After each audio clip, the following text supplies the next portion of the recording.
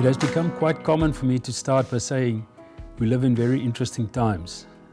And it's certainly a euphemism if you look at what happened to financial markets since the beginning of the year and the volatility that we've experienced between the various asset classes and even within the asset classes.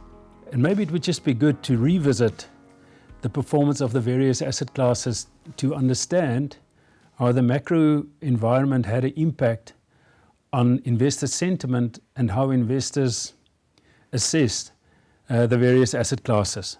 So let's start with equities. We've said in the previous quarter and certainly at the beginning of the year that it would not be uncommon to find that the markets respond in a very barbell fashion. What does it mean? It simply means within a particular asset class, some assets do particularly well, and other assets are very uncorrelated in the way that they respond to the very strong performance by underperforming. And maybe we can just give a few examples to illustrate that point.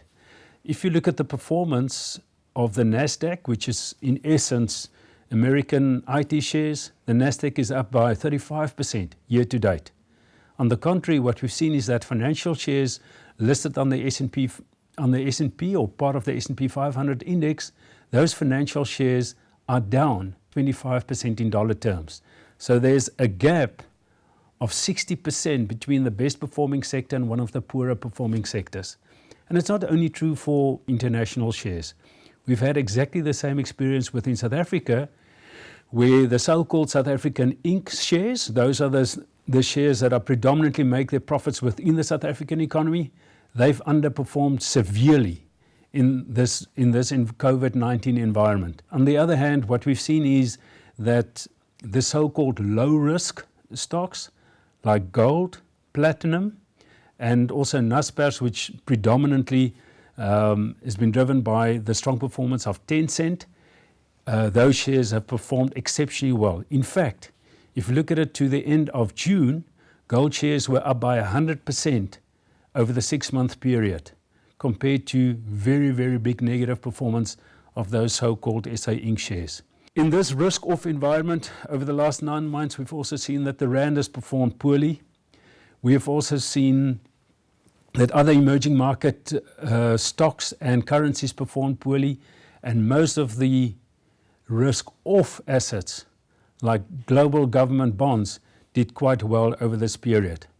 So in short, there's very big divergence or disparity in performance of various assets and asset classes made for very, very interesting investment environment.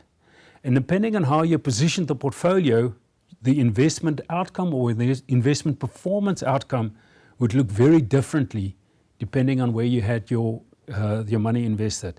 And maybe I should just briefly talk about our positioning. As you all know by now, price is quite important to us, and it's not that we ignore the investment thesis or the investment story associated with an asset class or with a particular asset. But for us, margin of safety normally lies in the price. So we preferred the so-called cheaper stocks, which did not work well in the first 9 months. Having said that, before I create the impression that the performance was really poor, we more or less stayed in touch in terms of local equities with the all-share index, where gold and platinum and of course Naspers had a major impact on the total performance. We still stayed in touch with that performance, but we did not outperform. However, when we position portfolios, I think it's also important for clients to understand that the history is the history, and history is not necessarily a good indicator of future performance. It is important that you understand that when we position portfolio, it is for the prospective outcome or the prospective returns that we would like to generate. And that might mean that in the short term, the performance might lag. And that is exactly what we've seen. The question is, though, within this environment where macro uncertainty is still rife, where we've seen a significant recovery in economic activity, but you can see it is starting to lose momentum internationally, where in South Africa we've also seen a big jump in economic activity, but there's still an enormous amount of policy uncertainty. Within this environment, at what point do we think somebody will trigger a change in investment sentiment that will bring these unloved stocks and unloved asset classes back into play and make them work for our clients' portfolios. Now, at the time when we did this recording, I think we've just seen the first signs of a potential trigger or catalyst, as investors like to refer to, that might bring a change in the environment. What might that be? Very difficult to forecast those. But we've had initial indications that medical companies or pharmaceutical companies are quite far down the road to bring a vaccine to the market that will have an impact on COVID-19, the cases, and the remedy to the issue. Remember that the decline in financial markets was largely a result of medical issues, not financial issues. So if we want a solution to market problems or a solution to poor investor sentiment, we need a medical solution to change the sentiment of investors. And we have seen a bit of that on the 10th of November when we got the news that Pfizer is very close to launching a vaccine and that the test has been very favorable. What was the result of that? We've had a massive reversal in the performance of the loved stocks that came under pressure and the unloved stocks that performed exceptionally well. Just on the day, on the 10th of November, the Sasol's share price, which was one of the big detractors from performance in our portfolios, gained 25% in one day. But we've also seen that international banks that were also laggards as I introduced the topic, on average, gained about 14-15% on the day. Now, that doesn't mean to say that that is the start of a new trend, but I think it is important to say that at least those investors who back the story started to understand how dangerous it might be to ignore valuations. So we still believe that the actions that we have taken during this year, where initially when we started the year we had quite a conservative approach to asset allocation. We started to favor SA Inc. shares in our equity portfolios. We didn't hold any property stocks in our equity portfolios, very low exposure to property stocks. That positioning was the correct positioning to start off the year. When the market sold off, of course, we added to risk in the portfolio during April, and we added a lot of the so-called unloved stocks, which haven't worked up until now. But in the last 2-3 days, it has worked particularly well for our client portfolios. Going forward, if we can just quickly summarize our views on the outlook, I think what we've seen in the third quarter is that most of the economic indicators that came out more or less match expectations of the market. But as we moved into the fourth quarter, it became quite clear that we are starting to see more and more negative surprises in terms of macroeconomic indicators. And that actually sits very nicely with the view that because COVID cases started to pick up again, that the restrictions imposed on economic freedom is starting to have an impact on economic activity again. So it wouldn't surprise us to see a few negative surprises going into the fourth quarter, and in all likelihood, GDP growth in the world will probably be roughly somewhere between -2.5% and -3% for the year.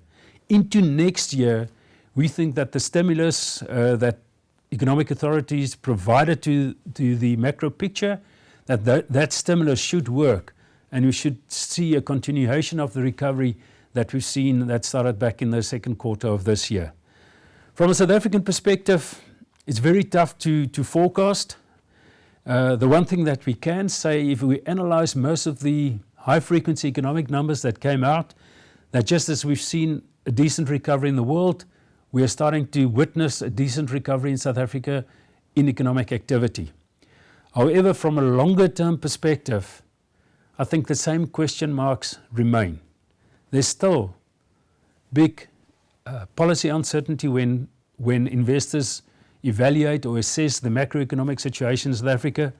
We still sit with a major fiscal issue where the solution is very uncertain and it will take time to work that away. However, what we do know, and we've said that a quarter ago as well, is that South African equities remain cheap for us in terms of their own history, relative to interest rates, relative to inflation expectations, and certainly also relative to the valuations that we've seen from overseas equities. So how does that play out? We maintain our position within equities where we favor SA Inc. shares, but it's not a binary positioning that we apply in our portfolios. We still have stalwarts like Naspers in the portfolio. We still have stalwarts like Anglo American in the portfolio. But we just blend it with what we believe shares that are quite attractively priced. From an asset allocation perspective, we've moved the equity exposure to what we call neutral. And in South Africa, of course, slightly higher in equities. Neutral means that we've positioned the portfolios halfway between what we believe is overweight and underweight. So it is quite a conservative position. Should markets drop, we've got the ability to buy more shares. And should markets continue to run, then we can take profits in those shares that do particularly well.